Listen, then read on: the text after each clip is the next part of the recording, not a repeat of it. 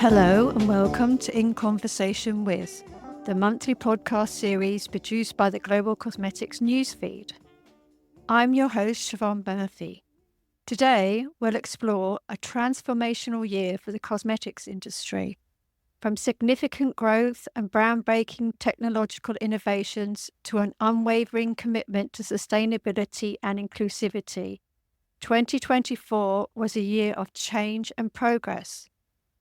We'll also delve into the retail landscape and how it met the demands of an ever-changing market. But here's the big question. Who were the real winners and losers of 2024? To help me answer this and more and uncover deeper insights, I'm excited to introduce you to this month's panel.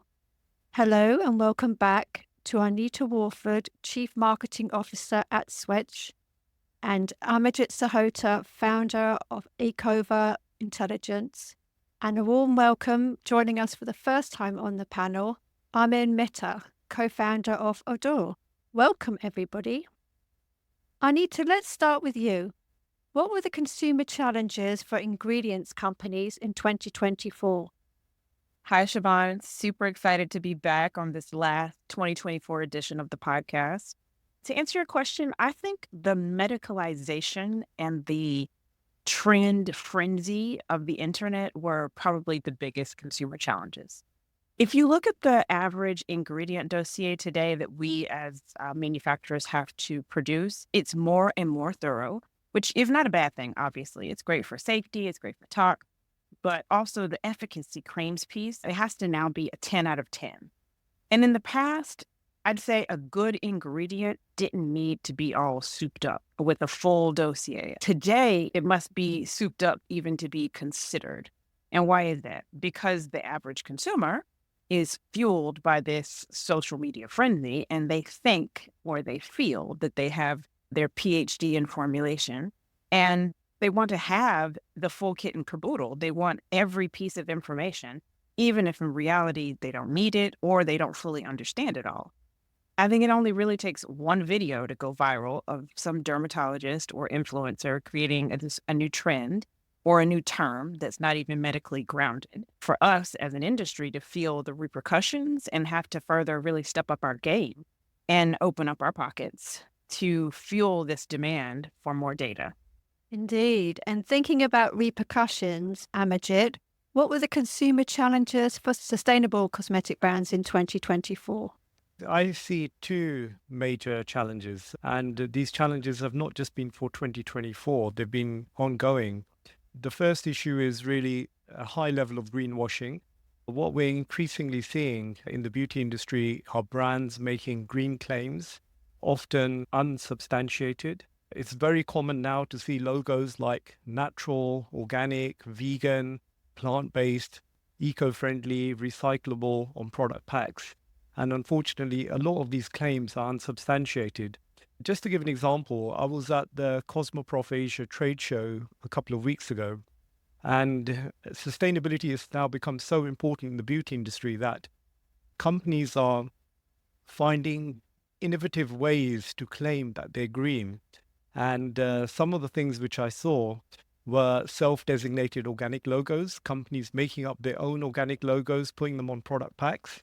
I saw plastic packaging companies saying that they're sustainable, that they're meeting the UN Sustainable Development Goals.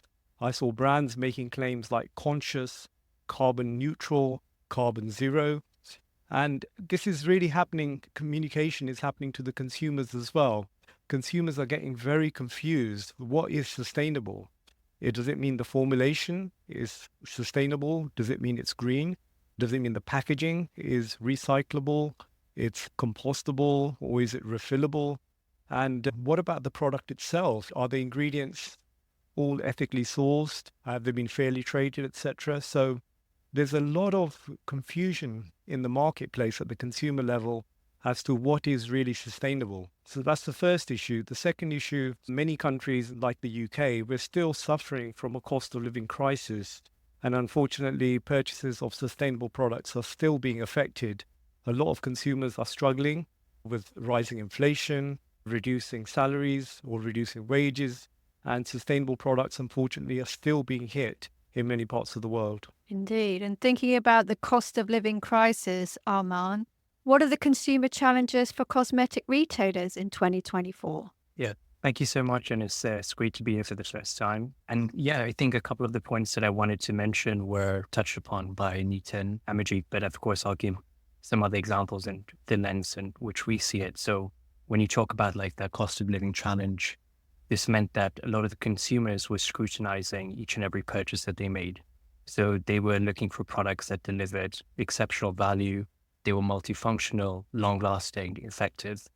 And I think this is what's forced a lot of companies to create these multi-functional products. A great example of this is e.l.f. Cosmetics. They created a product called the Poreless Putty Primer. This became a hero product because it wasn't just affordable, but it was doubled as like a primer and a skincare product. So that saves consumers time and money. So consumers really looking at that. Now brands have had to pivot their strategies to focus on utility. So offering these products that serve multiple purposes and provide high quality. The second one is demand for transparency. So Arnita touched upon this as well. Today, consumers are demanding more transparency than ever before, not just in the ingredients, but the entire supply chain, the entire process, and they're asking a lot more questions. And that's really where that authenticity matters a lot. Thirdly, we see an aversion to that traditional advertising. So consumers are increasingly averse to being sold to, and they're more skeptical, what we see, to avoid marketing campaigns. One of the brands which I think has proven to be leading the way in the space is Glossier, for example. Now, they built an entire brand almost entirely on that user-generated content, authenticity, and so on. And it's taken a while for the rest of the industry to follow, but we see that's becoming a big trend right now. And thinking about time and money, Arnita, what were the technical challenges for ingredients companies in 2024? I think the biggest challenge was walking the tightrope of the societal impact versus having a real effect in formulation. And I've said this before, but not everything today at this point in time that is natural is better, not from a performance standpoint and surely not for the environment. It's a balancing act. It always has been. And for some time, I feel like that stifled us in innovation. But now I feel like it's fueling innovation, really. However, not every manufacturer is really equipped to handle this new act. And brands have to be open to taking a chance on unknown molecules, on unknown origins, because we can't, as an industry, as a manufacturing industry, keep making a V1 and a V3 of the same synthetics that people love. And I get it, because if it's working, why change it? Even though the consumer is asking for a greener version or a vegan version or whatever, there's a lot of rehashing going on. And from a R&D standpoint, that's not fun, but it's also extremely difficult to achieve. And I think we have moved on a bit in that consumers are ready for the next wave of beauty heroes, but we have to keep pushing the envelope. Indeed. And thinking about rehashing, Amarjit, what were the technical challenges for sustainable cosmetic brands in 2024?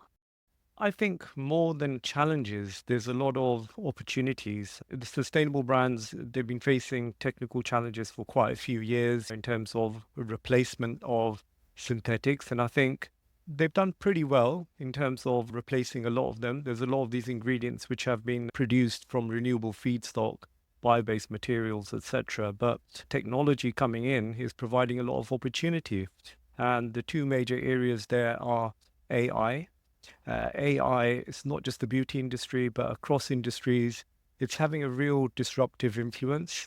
We're seeing it in the beauty industry in the way brands are marketing themselves, the way they're using AI to monitor consumers in terms of research, also in terms of developing products, in terms of anticipating what consumers think that they need.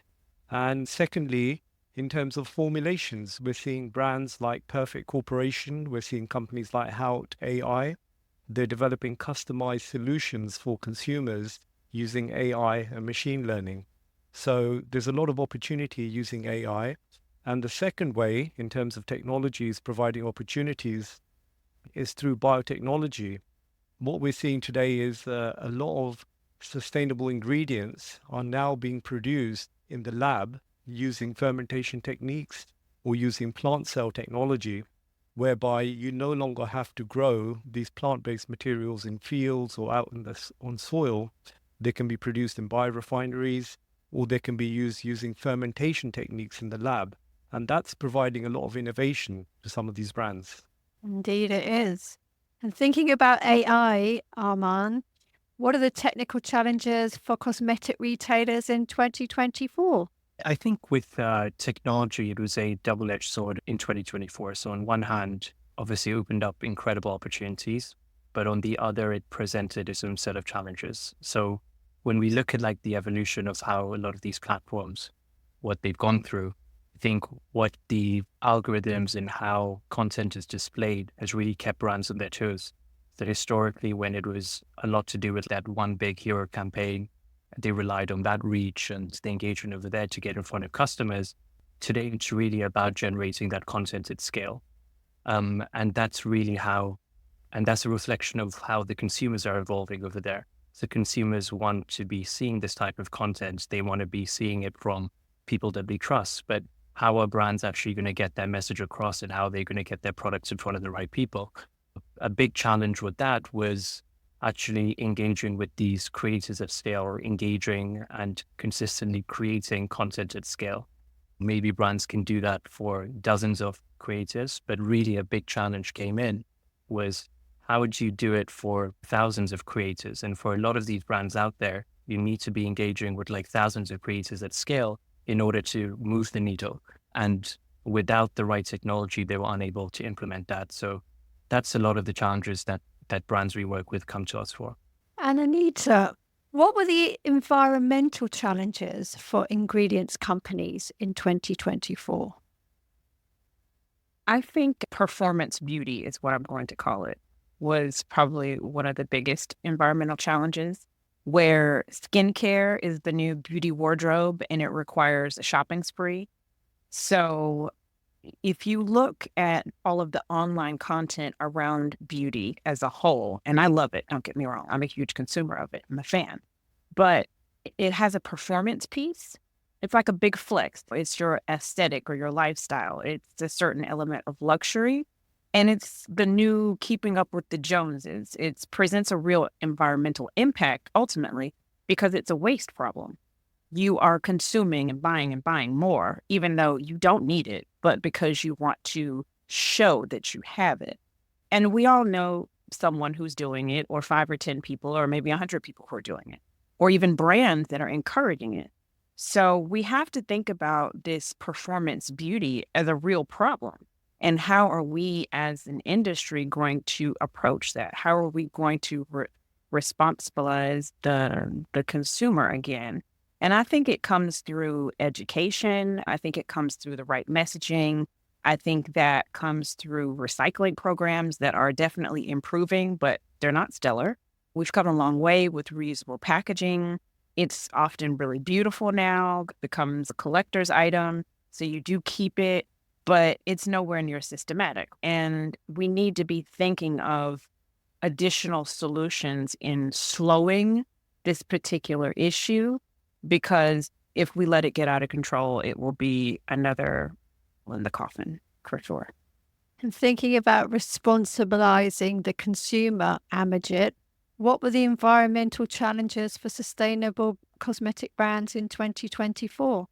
There's actually a lot of challenges. We're going to cover regulations separately, but some of the challenges that we see, the first one is regarding carbon claims. The beauty industry has been really putting a lot of attention to decarbonize their products, either via the supply chains of raw materials or via carbon offsetting. And what we're seeing is in Europe, especially the EU Green Claims Directive, they're no longer going to allow brands to make any claims of carbon neutral if they're relying on offsetting.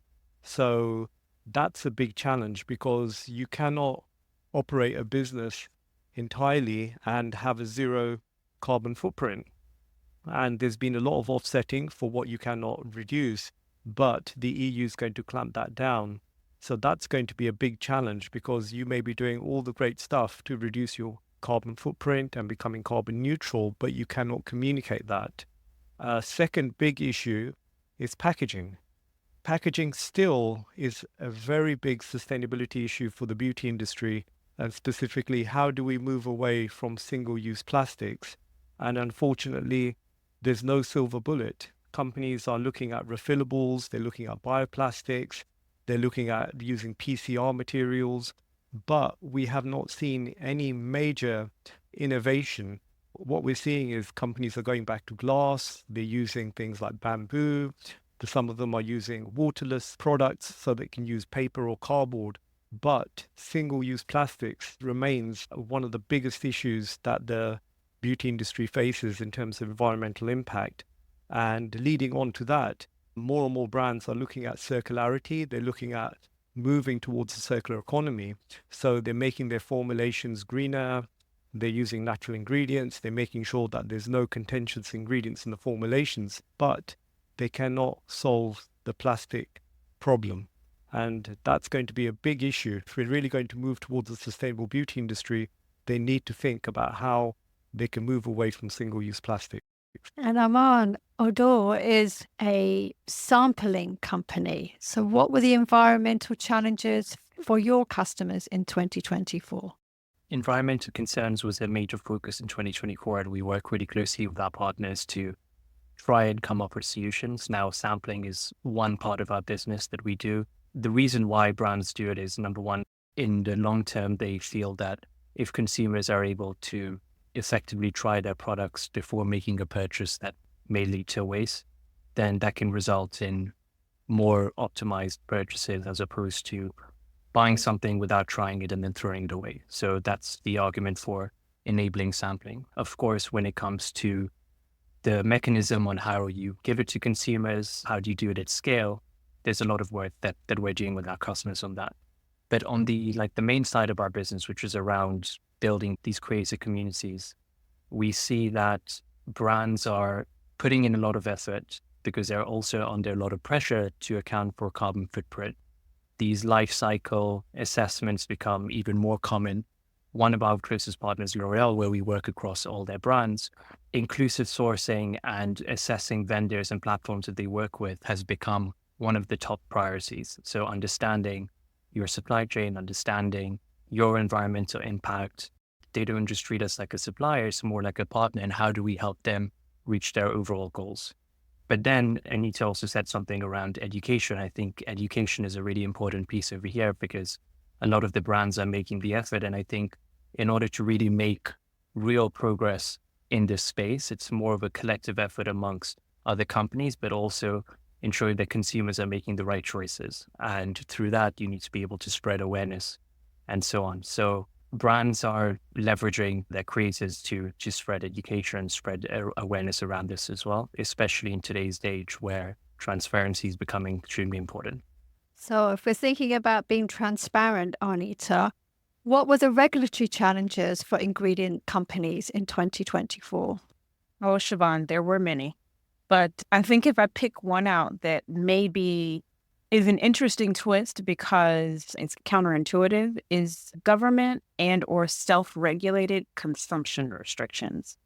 And that is from reducing or preventing, let's say, teen or kid purchases to all the way to pushing a subscription model for your particular product type because you're trying to decrease overconsumption in your customer base. And I think it goes back to, again, what I was saying, making people more responsible, making the consumer understand that beauty, first and foremost, is about health and wellness. There is a clear aesthetic piece to it, but it shouldn't be to the detriment of the environment. It shouldn't be to the detriment of yourself or your body. And we have to continue responding to the call to action, which is do something about our consumption. And there's been a lot of great discussion in the past few minutes around what can we do? Is it through packaging? Is it through ingredients? Is it through having a better message with more reach through AI. I think all of that helps push consumption, but we also have to be a bit more responsible, whether it's ourselves or our local governments telling us and giving us some direction around how we can reduce our overall impact. Because there's only one Earth, and we all know that the industry is trying. We're trying to push it to try hard. Indeed. And if we think about decreasing consumption, Amarjit, what were the regulatory challenges for sustainable cosmetic brands in 2024? I think the first thing is, in the global perspective, the major regulatory challenges are really coming from Europe. They're coming from the EU. And in terms of cosmetic ingredients, there was a lot of anticipation and preparation of the European Deforestation Regulation, the EUDR. And those of you who are not aware, essentially this is for 7 agricultural commodities, which include coffee, cocoa, rubber, soya, etc., beef. For the beauty industry, it's about palm oil. And what the EUDR says is that you're not allowed to sell palm oil into the European market unless you can prove it's from an ethical source or sustainably sourced, which means it's not linked to deforestation. So a lot of the beauty industry spent a lot of time, a lot of resources to prepare for that, which was going to be implemented in December 2024. And then last month, a few weeks ago, the EU decided to put a 12-month hold on that, mainly because a lot of SMEs in Asia, especially related to palm oil, they were not prepared. They could not provide the traceability that was required. So the EUDR has had a very big impact, and it's still expected to have an impact in 2025. And what we're also seeing, the EU is coming up with more and more sustainability regulations to ensure that all consumer product industries in Europe are going to be meeting high sustainability or green bar. And another regulation there is the CSRD, the Corporate Sustainability Reporting Directive. And this is making up to 50,000 companies in the European Union to do sustainability reporting. And they've got to apply a new European sustainability reporting standard. And what we're seeing in Europe is more and more regulations forcing companies to become more sustainable. And one which is coming up in a couple of years is the EU Green Claims Directive. And this aims to curb greenwashing in the industry. So any brands which are making any claims about their products that they are recyclable, environmentally friendly, greener, ethically sourced, etc., they have to provide scientific evidence. Otherwise, those claims will not be allowed. And one good thing about this is that they're going to recognize the voluntary standards like Cosmos, Nutru, RSPO, etc. And they're going to prevent self-designated claims, and they're going to prevent new labels from coming into the market unless they can prove they are robust or better than the existing standards. So regulations are having a big impact, and they're having a very big impact in Europe. And for you, Armaan, what were the regulatory challenges for cosmetic retailers in 2024? Are they preparing for all these new EU regulations? I think there's obviously a split into, there were certain companies that were anticipating changes and they were better prepared. And there are other companies that perhaps are forced and given the opportunity to innovate further. On that ingredient side, which we've already touched upon, certain reclassifications of ingredients, and which has led to reformulations and so on. Of course, it's a huge challenge for brands, but like I said before, it's an opportunity to innovate. And then on the other side, like what we're seeing a lot and in terms of regulation is influencer marketing regulations. So in the UK and beyond, authorities like CMA have clamped down on disclosed paid partnerships.